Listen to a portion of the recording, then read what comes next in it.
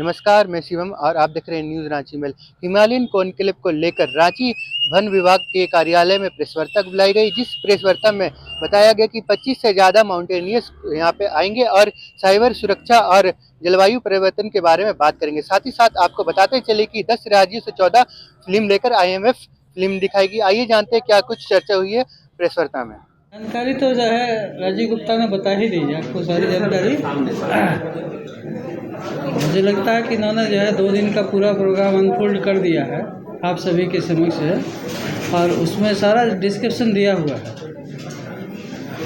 अलग से अगर आप चाहते हैं तो जो है हो सकता है कुछ अगर उसमें बदलाव होगा तो आपको कम्युनिकेट किया जाएगा। तो इस कार्यक्रम का मुख्य उद्देश्य क्या है? मुख्य उद्देश्य है झारखंड में टूरिज्म को बढ़ावा देना। दूसरा है कि आपको क्लाइमेट चेंज के बारे में क्या क्या उसके एस्पेक्ट होते हैं उससे आपको अवगत कराना, और कैसे कैसे चैलेंजेस आते हैं उनको जो है उनसे भी रूबरू होना।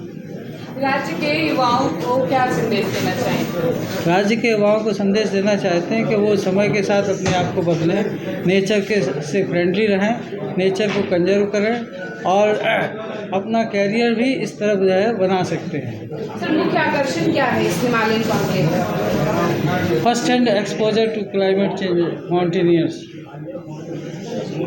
सर, सबको आमंत्रण दे दीजिए जितना राज्यवासी है।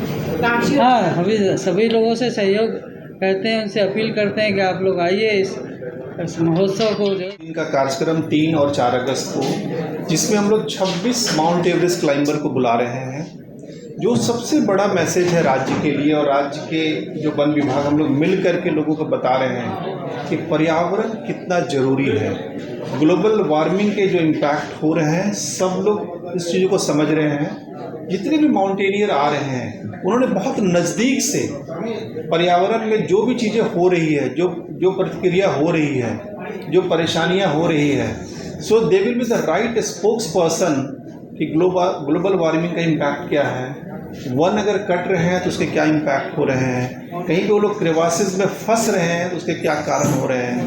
तो इस तरह के आयोजन से हमारे युवा, हमारे सरकार, हमारे सभी लोग में एक ये मैं कह सकता हूँ कि एक अवेयरनेस आएगा कि अगर मुझे कहीं पर पेड़ लगाना है तो एक खाना पूर्ति नहीं करेंगे, अपने जीवन में एक पेड़ लगाएंगे। अगर घर में एक बच्चा हो रहा है तो अगर साथ में एक बच्चे के साथ साथ एक पेड़ का भी अगर हम लोग एक प्रेरणा लें कि उस पेड़ को भी बड़ा करना है, अगर हर घर में अगर ये सोच आ जाए और जब वो इनवाइट करेंगे, लोगों को बताएंगे, एक बहुत बड़ा बदलाव आ सकता है। क्योंकि उन्होंने जीवन में उस सारी चीज़ों को उतार चढ़ाव को देखा है। आपने देखा इस तरह के जो माउंटेनियर आ रहे हैं, they all have achieved everything.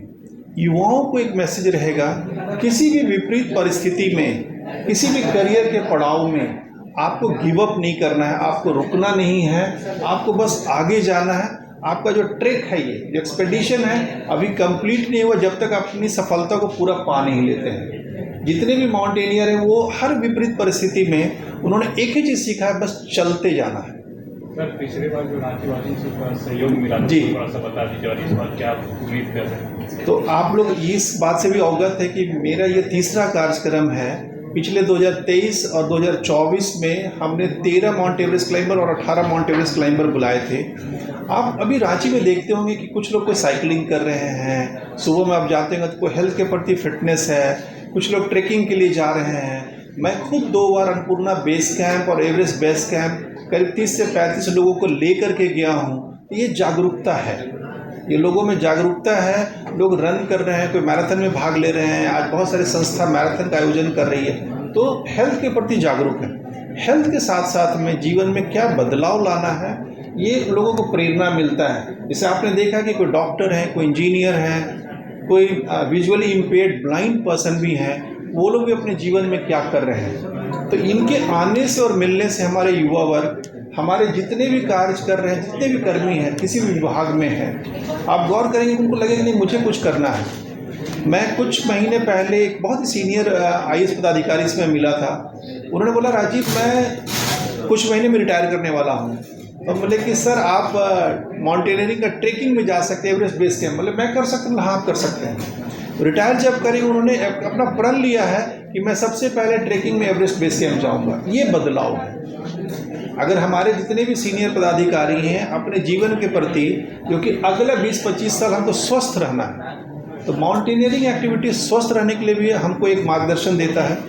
Mountaineering जितने लोग आ रहे हैं उन्होंने देखा है कि जो ग्लोबल वार्मिंग और एनवायरनमेंट के प्रति जो संवेदनशील होना है उसके लिए कैसे जागरूक करना है। उन्होंने बहुत ऐसी चीज़ों को भी देखा है कि साइबर सिक्योरिटी जो थ्रेट है उन्होंने खुद महसूस किया है। वो जब कहानी बताएंगे, अपना एक्सपीरियंस बताएंगे, तो लगेगा कि नहीं ये बहुत ज़रूरी चीज़ है।